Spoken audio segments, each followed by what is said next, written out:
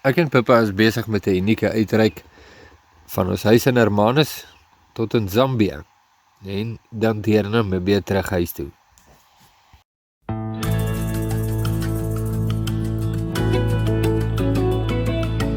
Alpha en Omega, die begin en die einde, die weg en die waarheid.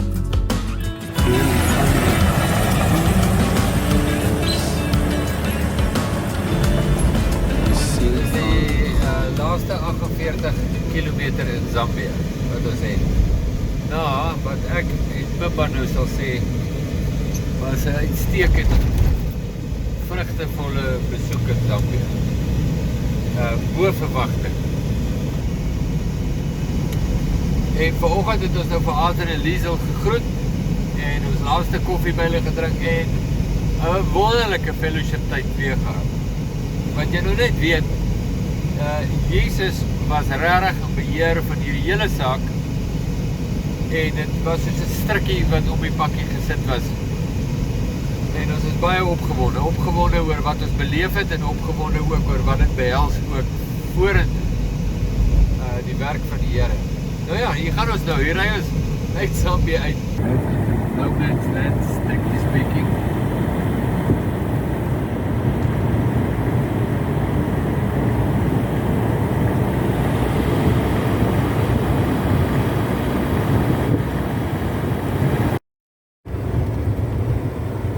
Al die muskiete uit.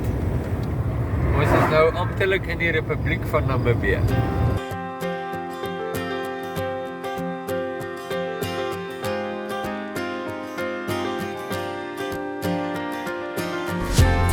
Dis lekker. Ja, dit was lekker.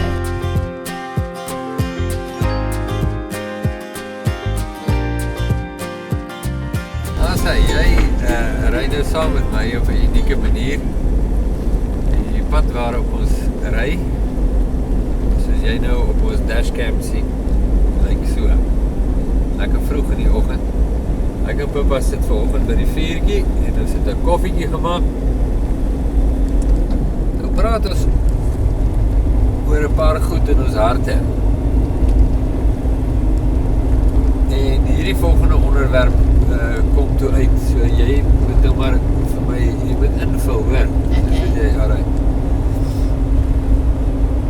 So, toe het ek gedink, 'n goeie manier om ons onderwerp vandag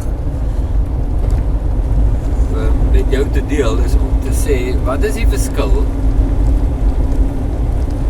tussen Jesus aanbid as Here en Meester en Jesus aanbid as 'n afgod. Dit bly altyd vir my so interessant gedagte. Jy aanbid Jesus soos wat mense afgode sal aanbid. Wat is die verskil tussen die twee? Hoe onderskei jy dit? En terwyl jy dink aan 'n antwoord, wat jy nou sou antwoord as iemand jou dit sou vra, kom ek deel net met jou 'n gedagte. Wat die mens betref, bestaan die lewe uit gebeurtenisse, suksesse, mislukkings, krisisse en dies meer. So ons sê, hoe meer suksesse ek het, hoe gelukkiger is ek. Hoe meer krisisse ek het, hoe ongelukkiger is ek. So die som is baie maklik. Verhoog jou suksesse en verlaag jou krisisse. So wanneer jy in 'n krisis is, maak seker jy kom maar uit. Iets in hy lyn. Dis wat ons nou dink. So hoe ons nou Jesus aanbid as 'n afgod is, ons fokus is op ons suksesse en krisisse. Dis die groot ding. En ons fokus is op ons persoonlike geluk. Wat ons betref, is die hoogste doel in die lewe is om happy te wees. Gelukkig. En ons sê dit baie keer vir ons kinders. Ons hoor dit in flieks. Just to be happy. So nou, land ons in 'n krisis. So wat ons doen, ons gaan na Jesus toe. En ons sê, Here Jesus, of ons sê Jesus, of help ons uit hierdie krisis. Ons is in 'n krisis, help ons uit die krisis. Die enigste rede hoekom ons na hom toe gaan, is omdat hy ons krisisberedderaar is. Dis nou, ek sal sê, dis wat jy moet afgode doen. Jy plant 'n land en jy wil graag 'n goeie oes hê en dan gaan jy na jou afgod toe en jy gee vir hom wat jy dink hy wil hê. Soos hulle sê nou, jy moet nou een of ander offertjie bring of iets. En dan vertrou jy dat jy nou 'n suksesvolle oes gaan hê. Ons hanteer Jesus op dieselfde manier. Dit is nie die aanbidding van Jesus nie. Nou, hoe lyk die aanbidding van Jesus? Die aanbidding van Jesus lyk so. My lewe bestaan nie meer uit suksesse en mislukkings nie. Die hoogste doel in my lewe is nie om gelukkig te wees nie. Die hoogste doel in my lewe is om hom te ken.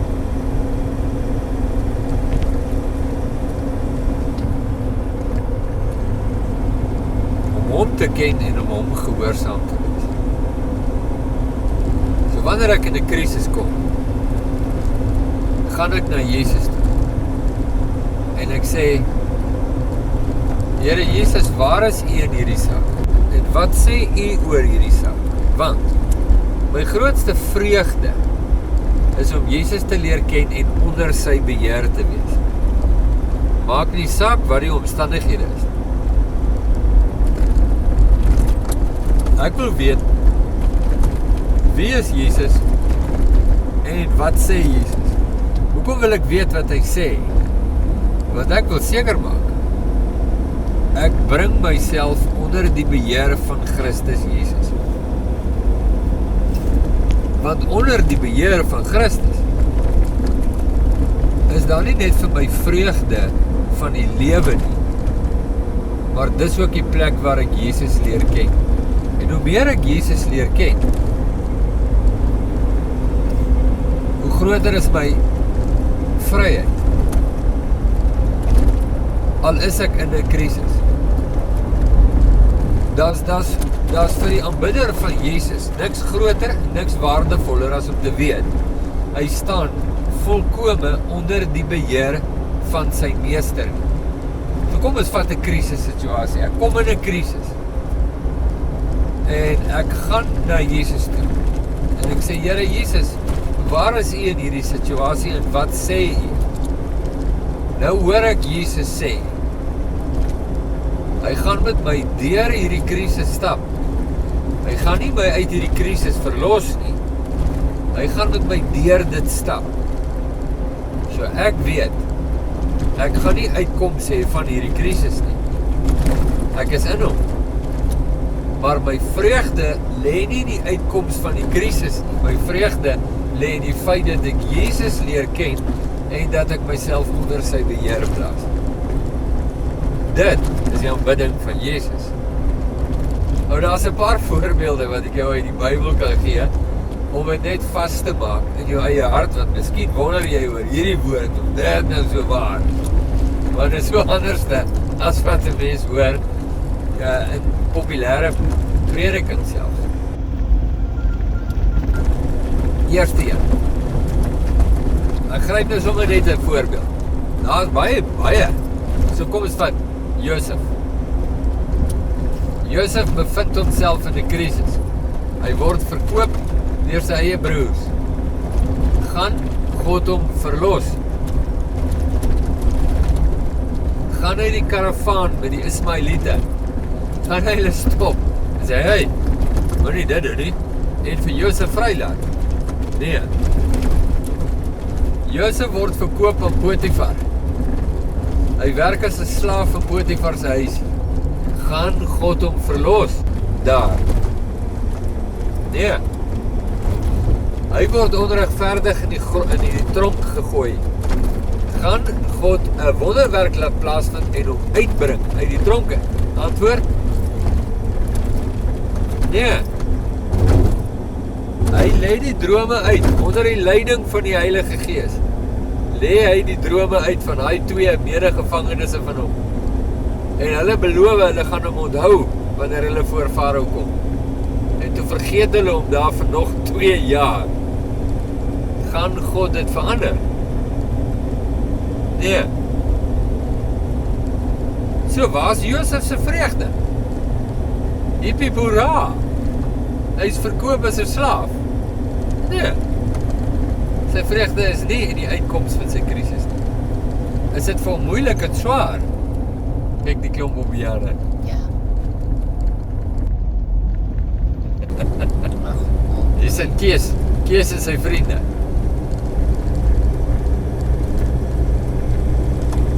Is dit vir Josef moeilik en swaar?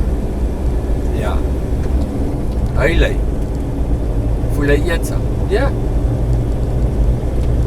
Wat is Josef se behoud? Die feit dat hy weet, hy is onder die beheer van God.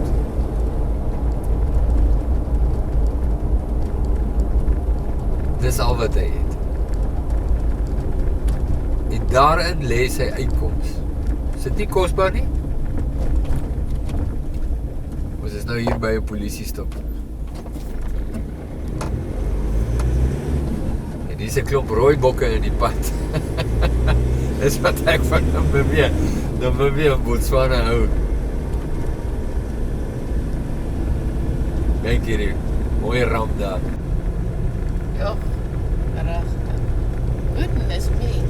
Dis eenaardig. Ja. Kom ek gee nog 'n voorbeeld. Paulus. Ek weet ek gee hierdie voorbeelde en mense gaan, ag nee asseblief, net nie die doring in die vlees voorbeeld. Ja, dis oké. Jy moet dit hoor. Ek en jy moet dit hoor, want dis waar ons verlossing lê. Luister. 2 Korintiërs 12. Paulus het 'n doring in die vlees, engel van die Satan wat hom in die vuis slaan. Nou moderne gelowiges het allerhande ready mix antwoordjies vir dit. En dis 9 uit die 10 kere absolute nonsens.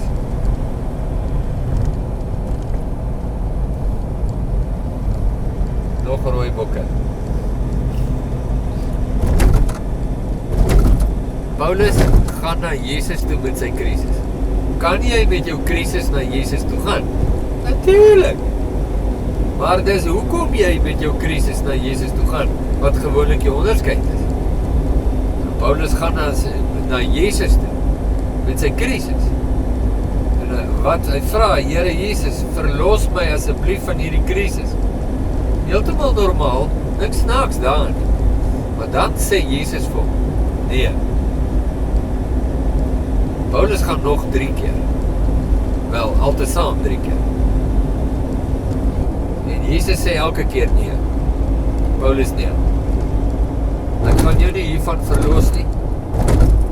Want ek wil jou beskerm, dat jy jou nie verhef nie. En dat jy die aandag van my afhaal na jou toe. En Paulus plaas homself onder die beheer van Jesus en sê, dis reg so, Here. Dis reg so. En toe skryf hy, daarom sal ek veel eerder roem in my swakhede, want wanneer ek swak is hy sterk. Dit is die praat van 'n aanbidder. Die fokus is die kennis van Jesus en die gehoorsaamheid aan Jesus. En in dit vind ek my vrede. In dit vind ek my vreugde. Nie in die oplossing van die krisis. Die verskil tussen die ware aanbidding van Jesus en Jesus gebruik soos wat mense afgode gebruik. Daar lê die ware heerlikheid. Om hom te ken, skryf Paulus, is vir my die lewe. Daarom het ek alles as drek beskou, om Christus Jesus, my Here, te ken. Is dit nie mooi nie? So ek wil hê, jy moet dit verstaan. Kyk 'n bietjie na jou dag vandag, en hoe jy gaan reageer op jou krisisse. Die krisisse waarin jy jou bevind, die toekoms vandag, die krisisse van die verlede. Gaan jy na Jesus toe om hom te ken, en te doen wat hy sê, jouself onder sy beheer te plaas, en jou vreugde in hom te vind, ongeag die uitkoms van die krisis? Stel jy net in een ding belang. Stel nie in Jesus belang nie. Stel nie belang om te doen wat hy sê nie. Stel net belang in die uitkoms. Dan weet jy, dis in die moeilikheid.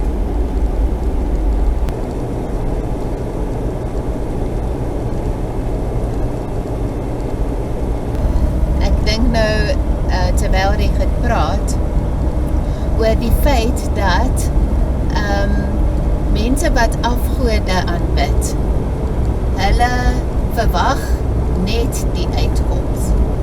So, as ons Jesus aanbid vir die omstandigheid en wat hy wil, of wat ons wil hê hy moet doen in die omstandighede, dan is die verwagting net die uitkoms. Maar wanneer ons Jesus aanbid vir wie hy is, en om ons onder sy beheer te sit, en om te leer doen wat hy sê, dan is die belofte dat hy ons ontmoet, en dat hy nie a bruised reed, he will not break, and those who seek him, he meets. En al die kosbare beloftes van ontmoeting met die Here Jesus en die vreugde van verhouding, al die beloftes kom nou tot sy reg, wanneer ons onderwerp, wanneer ons gehoorsaam, en wanneer ons fokus is op Jesus te ken in elke omstandigheid, dan beleef ons die skrif wat Jesus sê, die wat my lief het, sal doen wat ek sê, en ek sal hom lief hê, en die Vader sal hom lief hê, en ons sal homself aan hom openbaar. Daar kom die lieflikheid. So dit is nie net wat ek met Jesus doen nie, en nou is dit so streng en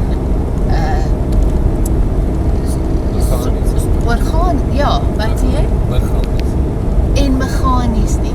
Nee, dit is wat ek met Jesus doen en hoe ek hom leer ken. En daar is nou regtig dan vreugde. Nou die rede hoekom ons hierdie gesprek vanoggend gehad het, is ek sal in my eie lewe beleef hoe ek Jesus vertrou vir iets, en dan bid ek en ek bring dit na hom toe, en dan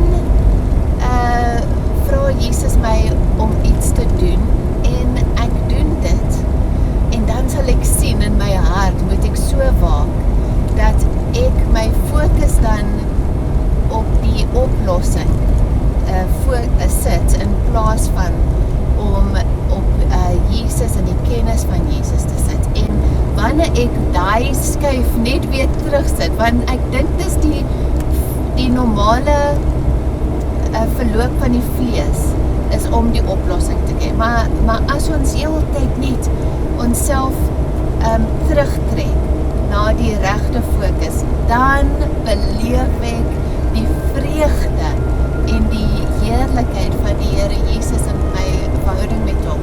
En dit is meer kosbaar as die oplossing van my probleem.